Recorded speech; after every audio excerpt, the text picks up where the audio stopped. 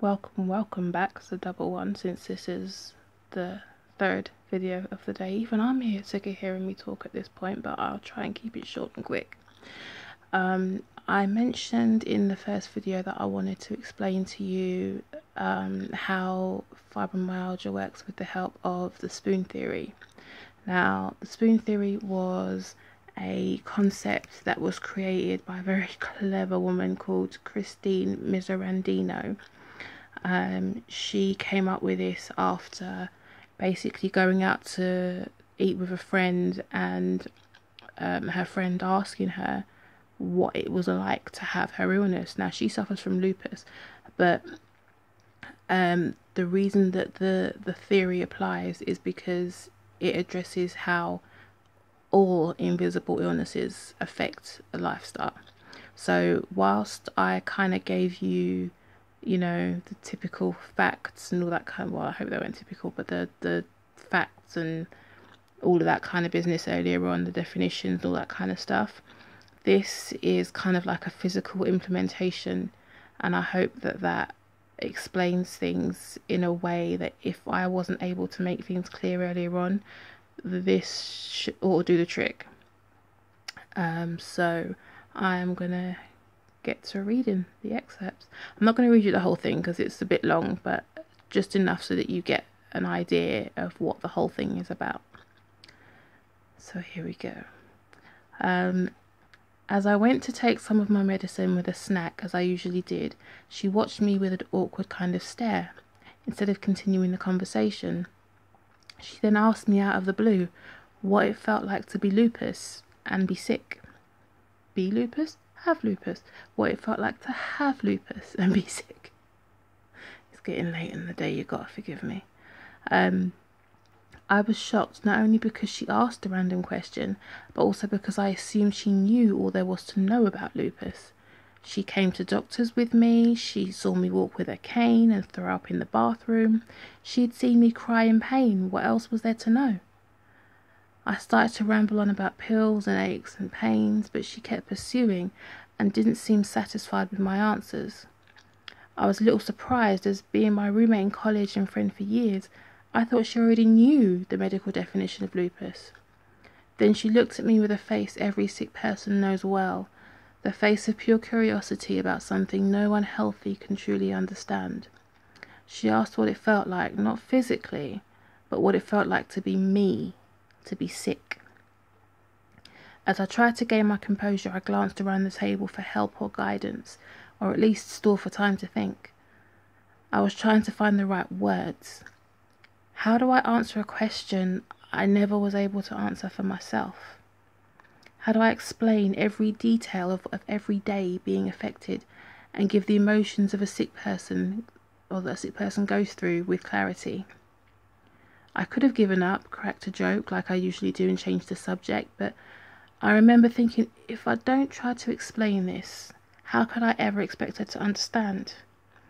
If I can't explain this to my best friend, how could I explain my world to anyone else? I had to at least try.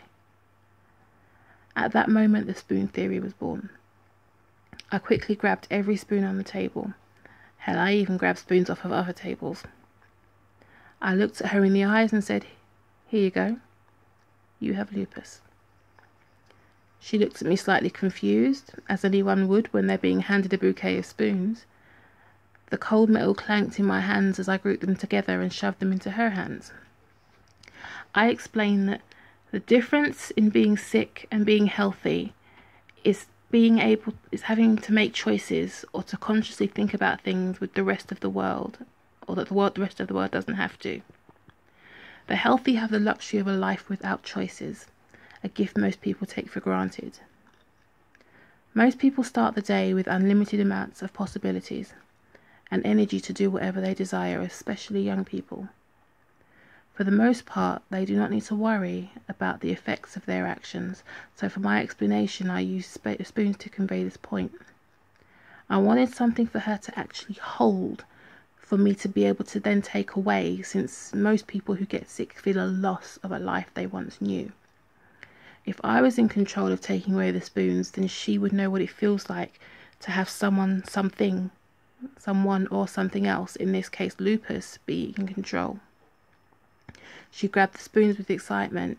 She didn't understand what I was doing, but she's always up for a good time, so I guess she thought I was cracking a joke of some kind, like I usually do when talking about touchy topics. Little did she know how serious I would become. I asked her to count her spoons. She asked why, and I explained that when you are healthy, you expect to have a never-ending supply of spoons. But when you now have to plan your day, you need to know exactly how many spoons you are starting with. It doesn't guarantee that you might not lose some along the way, but at least it helps to know where you are starting. She counted out 12 spoons. She laughed and she said she wanted more. I said no, and I knew right away that this little game would work. When she looked disappointed and we hadn't even started yet, I've wanted more spoons for years and haven't found a way yet to get more, so why should she? I also told her to be conscious of how many she had and not to drop them, because she can never forget she has lupus. I asked her to list off the tasks of her day, including the most simple. As she rattled off daily chores, or just fun things to do, I explained how each one would cost her a spoon. When she jumped right into getting ready for work as her first task of the morning, I cut her off and took away a spoon. I practically jumped down her throat. I said, no, you don't just get up. You have to crack open your eyes and then realize you are late. You didn't sleep well the night before. You have to crawl out of bed and then you have to make yourself something to eat before you can do anything else, because if you don't, you can't take your medicine. And if you don't take your medicine, you might as well give up all your spoons for today and tomorrow too. I quickly took away a spoon and she realized she hadn't even gotten dressed yet. Showering cost her a spoon. Just washing her hair and shaving her legs, reaching high and low that early in the morning, could actually cost her more than 1 spoon, but I figured I would give her a break. I didn't want to scare her right away. Getting dressed was another spoon. I stopped her and broke down every task to show her how every little detail needs to be thought about. You cannot simply just throw on clothes when you are sick. I explained that I have to see what clothes I can physically put on. If my hands hurt that day, then buttons are out of the question. If I have bruises that day, I need to wear long sleeves.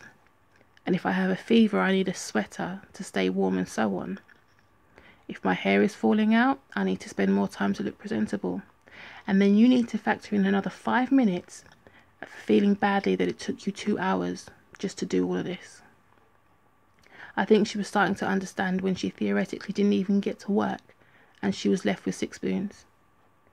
I then explained to her that she needed to choose the rest of her day wisely, since when your spoons are gone, they are gone. Sometimes you can borrow against tomorrow's spoons, but just think how hard tomorrow will be with less spoons. I also need to explain that a person who is sick always lives with the looming thought that tomorrow may be the day that a cold comes, or an infection, or any number of things that could be very dangerous. So you do not want to run low on spoons because you never know when you will truly need them. I didn't want to depress her, but I needed to be realistic. And unfortunately, being prepared for the worst is part of a real day for me. We went through the rest of the day, and she slowly learned that skipping lunch would cost her a spoon, as well as standing on a train, or even typing at her computer too long.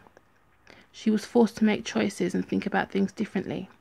Hypothetically, she had to choose not to run errands so that she could eat dinner that night. When we got to the end of her pretend day, she said she was hungry. I summarised that she had to eat dinner, but she had only 1 spoon left. If she cooked, she wouldn't have enough energy to clean the pots. If she went out for dinner, she might be too tired to drive home safely.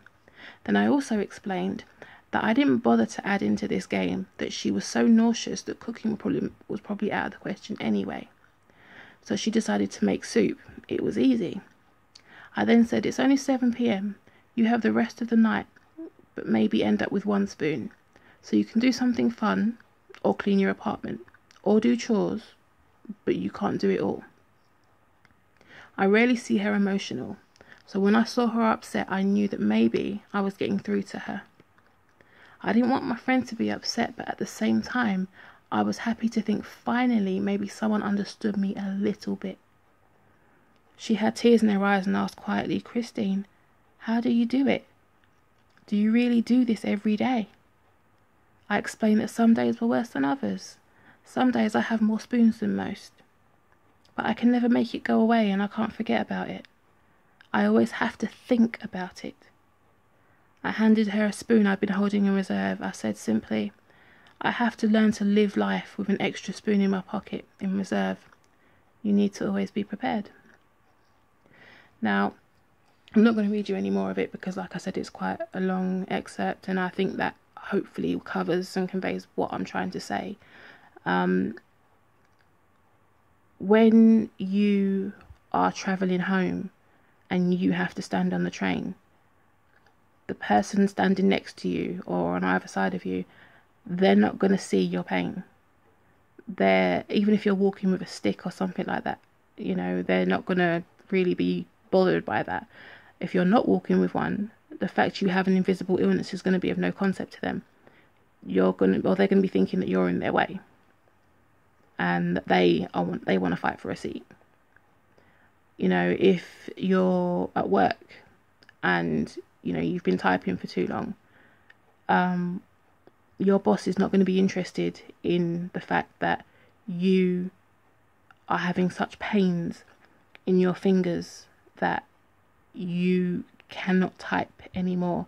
Your boss is not going to be interested in the fact that you feel so nauseous and dizzy that you can't see the screen straight, that the letters are swimming in front of you. Doesn't care about any of that.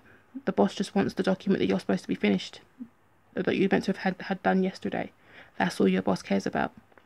So you see, that is why it's so hard to work with an invisible illness. Like I explained in the first video, people have said to me, well, irrespective of being ill, you're still at home. Why can't you continue working? Why can't you continue your business? It's virtual. You tell me how I'm supposed to design if I can't feel my fingers because I've got paresthesia. So pins and needles and numbness in my hands and fingers mean that I literally, my arm is just like, it's like when you pick up a scarf and you flop it. There's nothing there. I can't feel that. I can barely feel the pins and needles. You tell me how I'm supposed to design something and use my fingers to control a mouse pad when I can't feel my fingers. How am I supposed to write when I can't lift the lid on my laptop? When I can't hold a pen?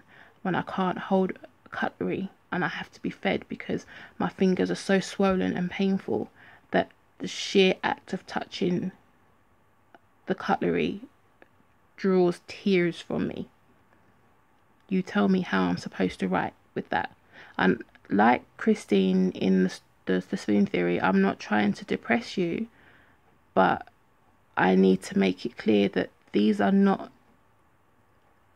just throwaway things. These are everyday effects that have to be taken into account. When you wake up in the morning, you jump up, go in the bathroom, go wash your face, brush your teeth, come out the shower, go make your breakfast or whatever. All of that, even before I deteriorated to the level that I am at now, where I can't actually stand up and walk for more than 2 steps. Even when I was better than I was now, I'm talking January of last year when I was still able to walk, I was struggling to dress myself. I was struggling to make my food. I remember September of 2013 when I first started to go downhill. One of the big kind of clues that something was wrong was I came home, like this is during London Fashion Week, I came home from a day out at the shows and it was pouring with rain outside, and things like rain are just a no-no for me, because obviously it makes my joints swell and it gives me extra pain. Well, I couldn't open a tin of soup, and this is a ring pull tin of soup. I couldn't do it.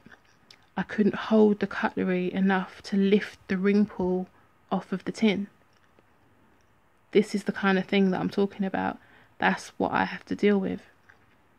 The simplest actions that you do without thinking twice about it are a marathon to me. And that is what I am dealing with just one invisible illness. I have several. Like I was explaining about my hands, I have osteoarthritis in my hands, and that's on top of MGUS, and that's on top of fibromyalgia. So that's 3 degenerative diseases in my hands preventing me from functioning properly. Not 1, 3. Hopefully it's beginning to become clear what I'm trying to explain. I don't really think that there's anything else I can say at this point to make it any clearer. I feel like I've kind of beaten it to death